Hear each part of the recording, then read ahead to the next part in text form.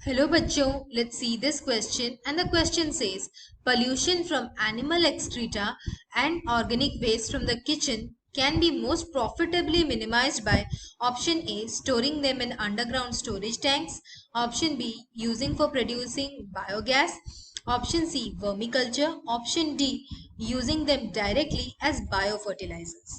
हमारा क्वेश्चन यहाँ पर ये पूछ रहा है कि एनिमल एक्सक्रीटा और ऑर्गेनिक वेस्ट से जो पोल्यूशन होता है उसे घटाने के लिए कौन सा प्रोसेस सबसे ज्यादा फायदेमंद रहता है। और हमारे ऑप्शंस दिए गए हैं, उन्हें एक अंडरग्राउंड टैंक में स्टोर करना, दूसरा दिया गया है कि उनसे बायोगैस प्रोड्यूस करना, तीसरा दिया गया है वर्मी कल्चर करवाना और चौथा दिया गया है उन्हें डायरेक्टली यूज करना as a bio fertiliser.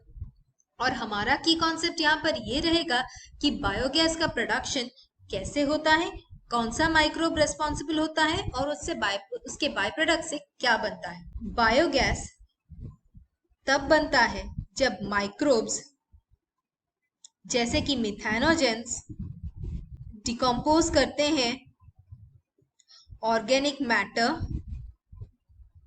Organic matter कुछ भी हो सकता है, animal excreta, kitchen waste, crop waste, कोई भी ऑर्गेनिक मैटर जो कि सेफली डिकम्पोज किया जा सकता है मिथेनोजेन से।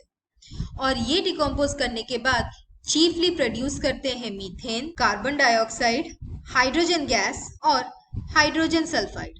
ये है हमारा बायोगैस। इसमें चीफली होता है मीथेन। बायोगैस के कई सारे फायदे हैं, जैसे कि इससे पोल्यूशन घटता है क्योंकि जो भी ऑर्गेनिक वेस्ट होता है वो यूटिलाइज हो जाता है।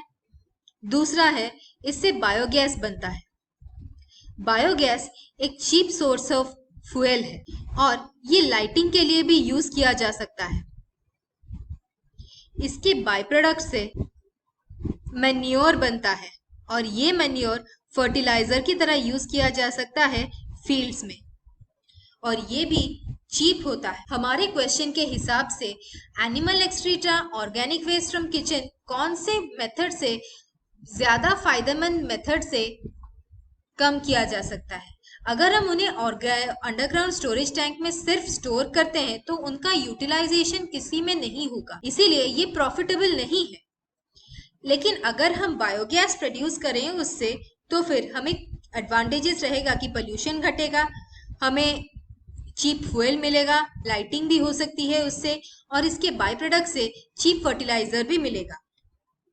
तो फिर हमारा आंसर ऑप्शन बी होना चाहिए। और यहाँ पर ऑप्शन सी दिया गया है कि वर्मी कल्चर। वर्मी कल्चर वो है जहां पर हम अर्थवर्म को कल्चर करते हैं, यानी अर्थवर्म की ग्रोथ को प्रमोट करते हैं आर्टिफिशियली। इससे वर्मी कंपोस्ट बनता है और ये मैन्योर की तरह यूज किया जाता है। लेकिन इससे जो यूटिलाइजेशन होगा ऑर्गेनिक वेस्ट का, ये सबसे ज्यादा प्रॉफिटेबल नहीं होगा क्योंकि इसमें सिर्फ मैन्योर प्रोड्यूस हो रहा है, ये फ्यूल नहीं बना सकता, इसीलिए ऑप्शन सी आंसर नहीं है। और using them direct as bio fertiliser, अगर हम एनिमल एक्सक्रीटा को डायरेक्ट यूज करें बायो फर्टिलाइजर की तरह तो फिर उसमें जो पैथोजन हो सकते हैं वो सॉइल को पल्यूट करेंगे और ये प्लांट्स में भी जा सकते हैं और प्रोड्यूस को भी पल्यूट कर सकते हैं, इससे डिजीज ट्रांसमिट हो सकते हैं। इसीलिए ऑप्शन डी आंसर नहीं हो सकता। हमारा आंसर है option B, production of biogas. I hope you understood the solution. Thank you and all the best.